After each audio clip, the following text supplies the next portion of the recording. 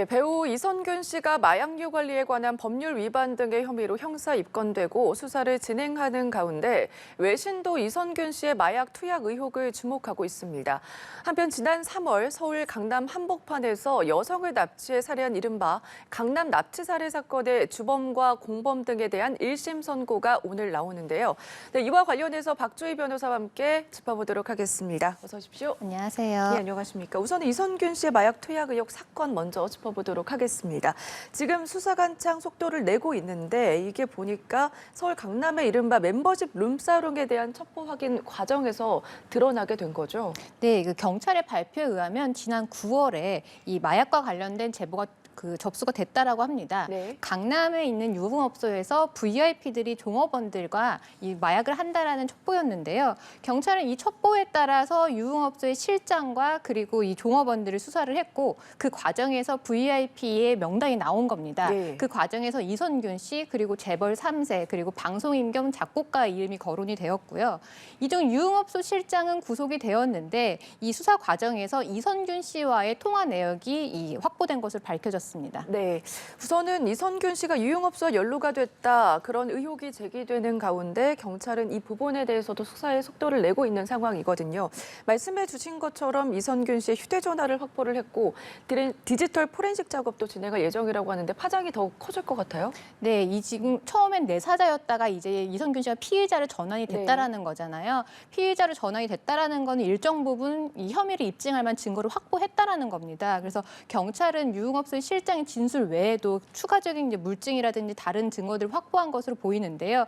말씀하신 것처럼 이선균 씨 휴대전화 포렌식 작업도 진행하겠다 밝혔습니다. 포렌식 작업을 통해서는 일단 이선균 씨의 투약 횟수라든지 네. 아니면 투약한 마약의 약물의 종류들이 좀 밝혀질 수 있을 것으로 보이고요. 그 외에도 해당 유흥업소가 VIP들이 드나들었다라고 되는 만큼 제3의 유명 인물이 등장할 가능성도 배제할 수는 없습니다. 그래서 네. 좀 수사 결과를 좀 지켜봐야 될 것 같습니다. 알겠습니다. 이선균 씨는 대마뿐만 아니라도 여러 종류의 마약을 투약했다 그런 혐의를 받은 것으로 전해지는데 아직까지 구체적인 투약 횟수나 종류 이런 거는 나오지 않은 상황이죠? 네, 경찰은 아마 유흥업소 실장의 진술을 통해서 마약에 투약한 종류라든지 횟수 등을 어느 정도는 파악하긴 했을 겁니다. 하지만 이게 진술에 불과하기 때문에 물증을 확보하기 위해서는 피의자인 이선균 씨의 조사가 불가피한데요. 네.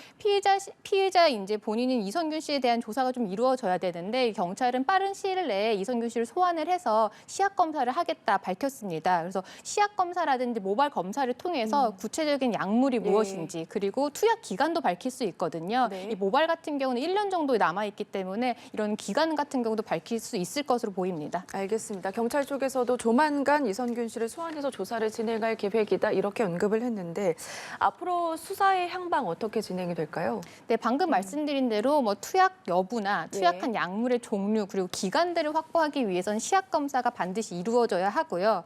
그리고 이선균 씨 측은 성실하게 수사에 응하겠다 이렇게 밝혔지만 구체적인 투약 장소라든지 방법이라든지 그리고 또 여죄를 밝히기 위해서라도 이선균 씨의 자택이라든지 사무실 등에 대한 압수수색도 불가피할 것으로 보입니다. 그리고 또 한편 또 이선균 씨 같은 경우는 마약 투약 혐의도 있지만 본인이 이 유흥업소 실장을 이제 공갈죄로 고소하기도 했잖아요. 그런데 이 두 사건이 마약 투약 혐의와 이제 연관되다 보니까 네. 이 두 사건도 같이 함께 들여다볼 것으로 보입니다. 한편 외신들도 이선균 씨의 지금 상황을 연이어 보도하고 있어서 씁쓸함을 더하고 있는 상황인데 또 보니까 외신에서 한국 연예계의 마약 범죄가 급증하고 있다 이런 내용도 보이더라고요.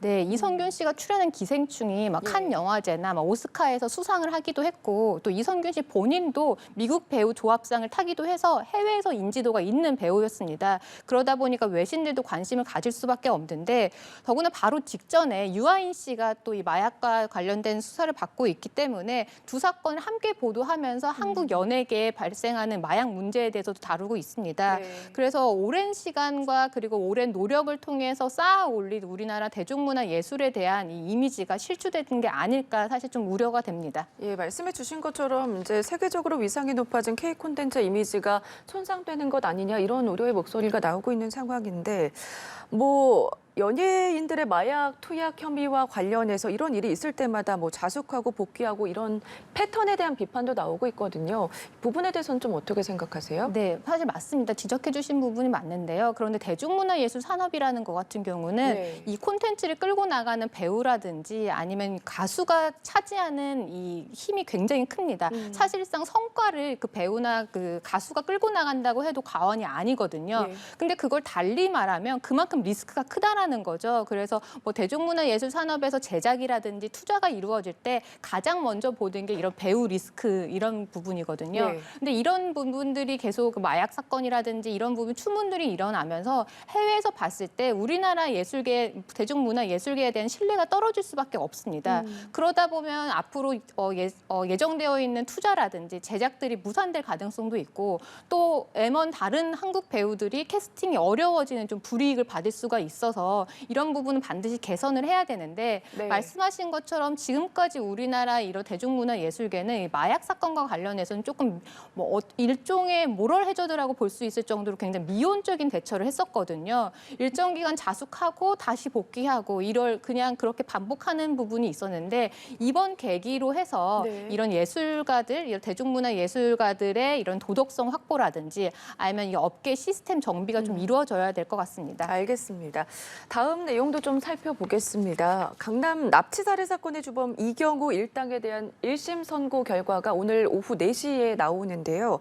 먼저 어떤 사건인지 좀 구체적으로 설명해 주실까요? 네, 지난 3월에 발생했던 사건인데요. 네. 강남구 역삼동에서 남성 2명이 40대 피해자를 납치를 해서 살해하고 유기한 사건이었습니다. 수사 결과 이 사건에 연루된 사람들은 총 7명이었는데요. 이 중 5명은 방금 말씀해 주신 것처럼 신상 공개가 이루어졌습니다. 네. 근데 이들의 이제 범행 동기를 보면 이들은 피해자가 하고 있던 코인 사업과 관련해서 피해자와 일종의 원한 관계를 갖고 있던 사람들이었는데요. 피해자를 납치를 해서 살해한 뒤에 피해자가 가지고 있던 코인을 현금화해서 나눠 갖기로 하는 그 공모를 했던 겁니다. 그래서 이들은 강도 살인과 강도 예비죄로 기소가 되었는데 네. 이 중 주범 4명에 대해서는 사형이 구형이 되었고요. 그리고 나머지 공범들에 대해서도 무기징역이 구형이 되었습니다. 네.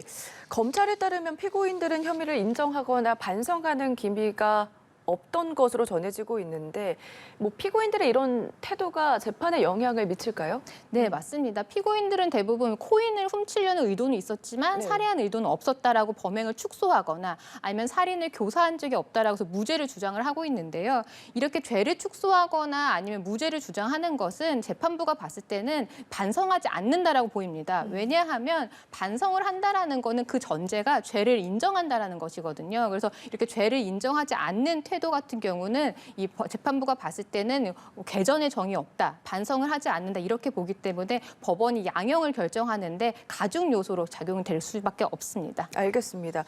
지난 16일 결심 공판에서 검찰 쪽에서는 이경우, 황대한, 유상원, 황은희에게 사형을 구형했고 연주에게는 혐의를 모두 인정한 점을 착안을 해가지고 무기징역을 선고를 했거든요.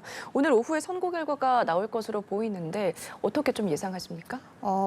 방금 말씀해 주신 것처럼 범죄를 인정한 한 명에게는 이제 무기징역을 구형을 했고 나머지 네. 주범에 대해서는 사형을 구형을 한 만큼 그렇게 범행을 부인하는 정도에 따라 달라지고 있는데요.